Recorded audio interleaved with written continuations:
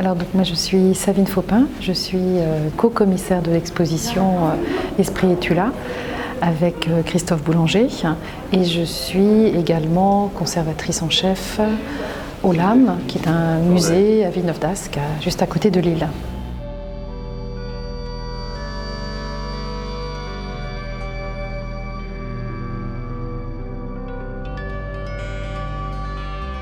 Alors c'est une exposition qui initialement a été présentée sous une forme un petit peu différente et avec un titre différent puisqu'elle s'appelait Le Sage Simon Crépin, donc au LAM à Villeneuve-d'Ascq, et c'était une exposition qui a eu lieu l'automne dernier et l'idée c'était de mettre en avant des peintres spirites. Plusieurs sont originaires du nord de la France, du bassin minier du Pas-de-Calais en particulier, et puis en constellation on fait dialoguer des œuvres d'autres artistes.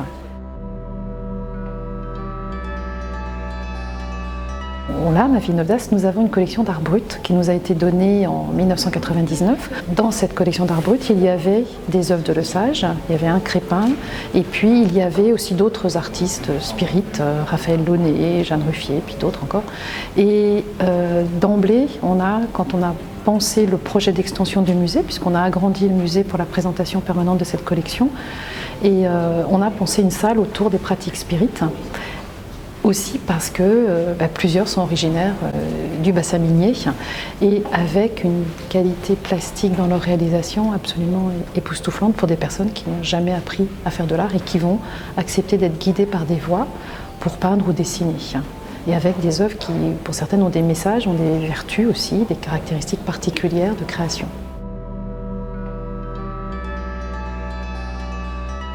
À partir de 1848 aux États-Unis, des jeunes filles entendent des coups dans une maison, des coups frappés dans une maison. Et elles vont se poser la question quels sont ces coups. Et elles réussissent à communiquer avec les coups, qui en fait se révèlent être l'esprit d'une personne qui avait été tuée dans cette maison. Donc après, vague spirit envahit les États-Unis, elle arrive en Grande-Bretagne, en Allemagne, puis en France, en Italie. Cette mouvance va toucher tous les milieux de la société, des scientifiques, des écrivains. Par exemple, Victor Hugo, alors il n'y a pas d'œuvre de Victor Hugo dans l'exposition, mais il fait partie de ces grands ancêtres aussi qui vont s'approprier les pratiques spirites, ou des scientifiques comme les Curie vont s'y intéresser, ou Camille Flammarion, l'astronome Camille Flammarion, va être un fervent défenseur du spiritisme, et puis des gens aussi très connus comme Arthur Conan Doyle, qui lui aussi va écrire de nombreux ouvrages sur les pratiques spirites, va s'intéresser et il va, par exemple, rencontrer Augustin Le Sage, ce peintre que l'on présente dans le parcours de l'exposition.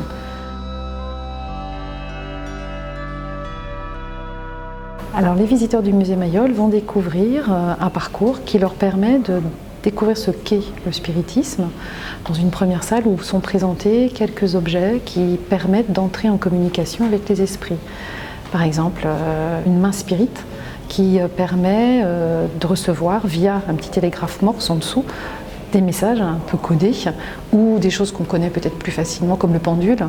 Le pendule peut aider aussi à recevoir des messages ou à dessiner ou à tracer des choses.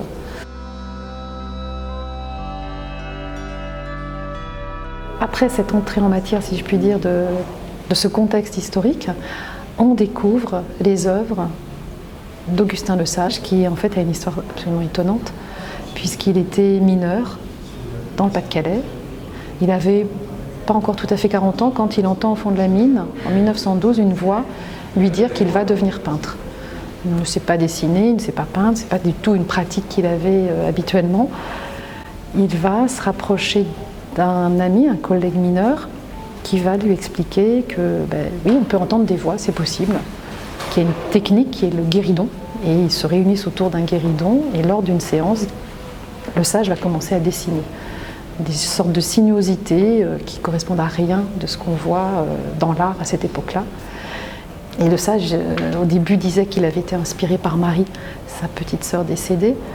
Et puis après, il y a Léonard de Vinci qui apparaît, qui va signer certaines toiles qui sont dans l'exposition.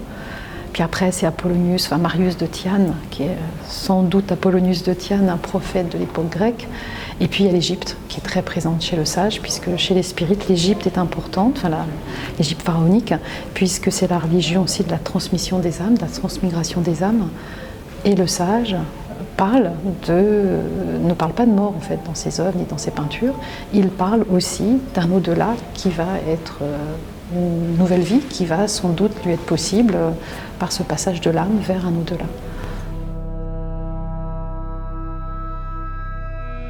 Donc après Le Sage, on découvre les œuvres de Victor Simon, qui lui va commencer à avoir une pratique spirit après avoir été mineur. Enfin, il commence comme mineur, comme Le Sage. Simon va avoir une particularité aussi, c'est qu'il va être un théoricien du spiritisme. Les voix vont lui demander d'écrire des livres. Donc il va écrire 3 ouvrages qui sont importants pour la transmission de sa pensée spirit et spirituelle. C'est-à-dire que c'est vraiment un cheminement spirituel. Simon explique qu'il faut quitter notre enveloppe corporelle, notre enveloppe terrestre, pour atteindre une enveloppe céleste en fait. Donc là, nous sommes devant une toile de Victor Simon qui s'appelle la toile judéo-chrétienne. Et c'était une toile qui était restée roulée sur elle-même pendant 50 ans, qui n'était pas sortie du tout. Et quand on l'a déroulée, elle était en mauvais état, abîmée. Elle a fait l'objet d'une restauration qui lui a permis de lui redonner son état actuel, qui est une œuvre très étonnante, impressionnante, qui est une composition qui va mêler à la fois des motifs très fins, très travaillés. On pourrait penser que c'est de la broderie ou que ce sont des tapis, une sorte d'inspiration peut-être de tapis persans ou de motifs orientaux. Bon, sachant qu'à ce moment-là, Victor Simon, il a encore très peu voyagé. Donc d'où lui vient cette inspiration ? Ce sont les esprits qui le guident, puisqu'en fait, chaque fois qu'il va commencer une nouvelle toile, les esprits lui disent « tu vas peindre ». Résurrection en 1933, puis les esprits lui disent tu vas peindre la toile judéo-chrétienne, donc il réalise en 1937. Et Simon va expliquer qu'en fait c'est une peinture qu'il réalise au moment où il y a au Proche-Orient, Moyen-Orient, des conflits religieux importants, et lui essaie par sa peinture d'imaginer une unité dans les religions et que les conflits puissent cesser.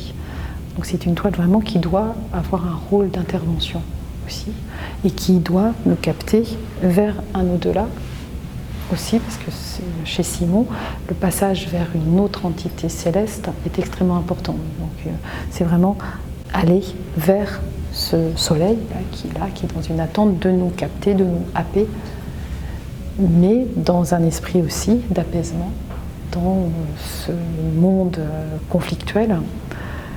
Et l'ensemble mêlé à des motifs très décoratifs.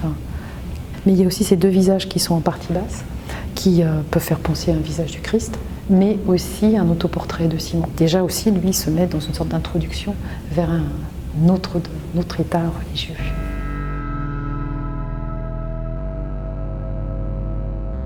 Donc là, nous sommes devant une peinture de Victor Simon, qui s'appelle La Toile jaune.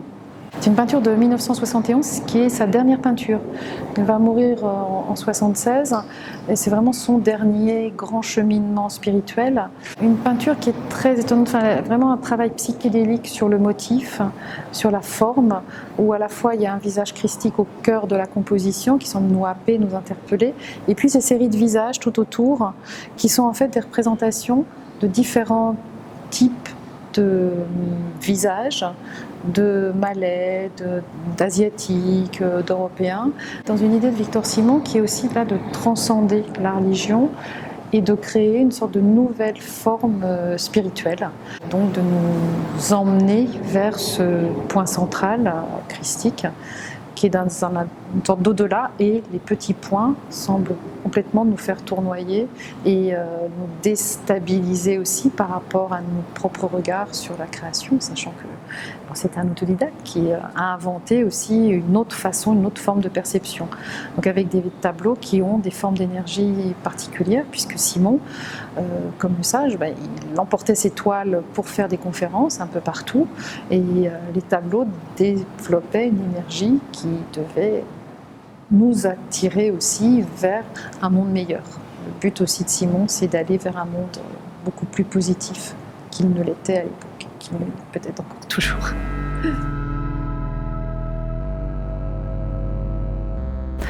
Crépin, Fleury-Joseph Crépin. C'est le plus âgé des trois puisqu'il était né en 75. C'est lui qui va commencer le plus tard à faire œuvre. Il est plombier zingueur, quincaillier, sourcier, musicien, guérisseur. Et il a entendu en 1939 des voix. C'est pas encore la guerre, mais les voix lui disent qu'il va devoir faire 300 tableaux pour que la paix revienne dans le monde. Toutes les œuvres de Crépin sont numérotées, datées, signées pour démontrer qu'il avance. Lui aussi, qu'il est associé à cet effort pour atteindre la fin de la guerre. La veille de l'armistice, donc le 17 mai 1945, il fait son 300e tableau pour le retour de la paix. Et puis les voix lui avaient dit, après la série des 300, tu feras 45 tableaux merveilleux pour que la paix reste dans le monde.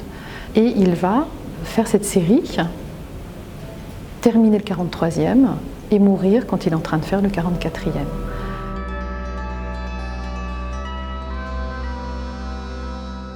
Donc là, nous sommes devant des peintures de Fleury-Joseph Crépin. Donc le numéro 1 est ici. C'est le tableau qu'il a terminé le 3 novembre 1947. Et on voit, donc c'est la date qu'il a, le numéro, la date, et l'année 1939, puisqu'en fait c'est pour rappeler que c'est le début de son œuvre de peintre spirit, début de son inspiration par les esprits. Et donc là on voit vraiment la composition sous forme de temple, d'architecture. Il y a aussi une symétrie comme chez Le Sage ou comme chez Simon, mais traité tout à fait différemment aussi. Et puis ce relief qui est vraiment la caractéristique de Crépin, puisqu'il peignait, on ne sait pas exactement comment, il y a un secret, il y a le mystère Crépin qui reste. Comment réussissait-il à faire ces petits points, ces petits tracés en relief aussi précis? Et celui-ci, le tableau qui est là, qui est le numéro 11, est un tableau qui a appartenu à André Breton. Alors c'est un tableau étonnant parce qu'il est très atypique parmi les autres compositions de Crépin. Il associe beaucoup de petits visages, qui sont aussi sans doute des autoportraits, parce qu'on connaît aussi le visage de Crépin, il avait une petite moustache, mais une sorte d'assemblage de petites séries de portraits. Est-ce que c'est vu comme un tombeau, peut-être, ou un autel aussi? Et puis surtout les mots qui sont là, qui viennent comme un sorte de rébus. Crypté, décrypté, on n'arrive pas non plus à savoir pourquoi il a écrit ça. C'est le seul tableau qui est composé de cette façon. Donc il est d'autant plus intéressant que c'est un tableau choisi par André Breton.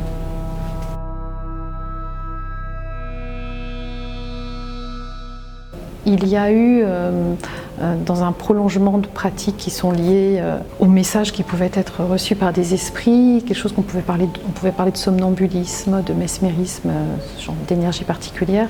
Et on présente un ensemble d'œuvres de Théophile Bras, particulier, qui était sculpteur tout à fait romantique, qui en 1826 a eu une sorte de crise somnambulique, qui a duré plusieurs années, une sorte de crise mystique, qui va lui faire réaliser des dessins et des écrits qui sont complètement différents de ce qu'il pouvait faire le reste du temps, très étonnants, très peu connus, puisque lui-même les a très peu montrés de son vivant, puis après il a décidé de tout léguer à la bibliothèque de Douai, qui les conserve et qui est de temps en temps présente, mais c'est une œuvre absolument incroyable dans l'automatisme du geste, et puis d'autres œuvres qui viennent dialoguer aussi avec un guéridon très étonnant.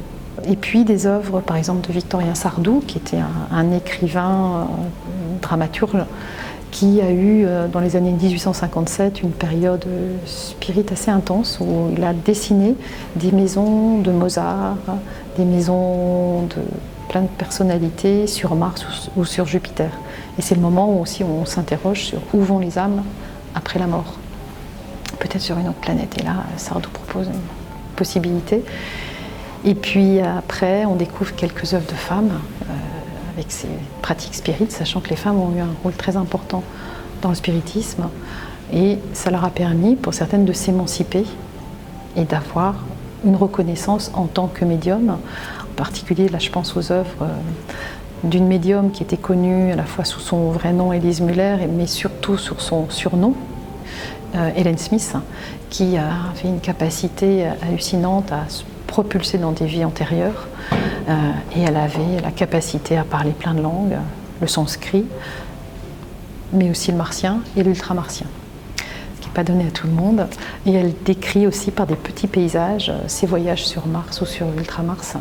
Puis elle a une crise mystique aussi, où là, elle a une capacité à peindre avec les doigts en état d'auto-hypnose, les yeux fermés.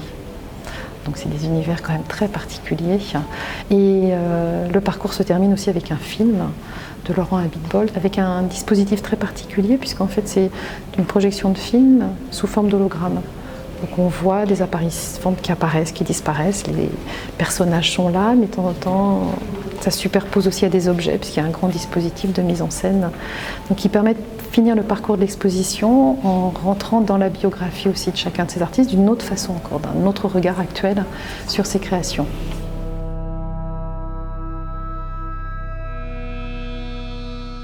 C'est une peinture qu'Élise Muller a réalisée en 1913.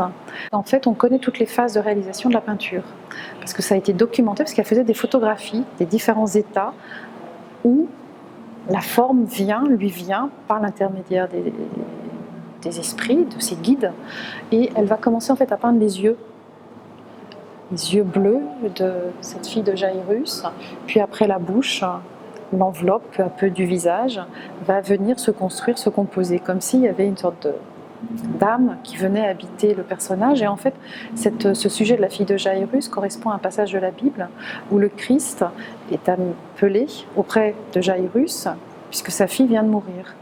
Et en fait, le Christ réussit à réveiller cette jeune fille, et là, Élise Muller l'a peint au moment où elle vient de rouvrir les yeux sur le monde, où elle est là en train de nous regarder, et puis toutes ces phases successives de composition contribuent encore plus à comprendre en fait qu'il y a une sorte d'énergie particulière aussi dans l'œuvre, et que ce regard est là un regard qui n'est plus endormi, qui n'est plus mort, mais qui va de nouveau vivre.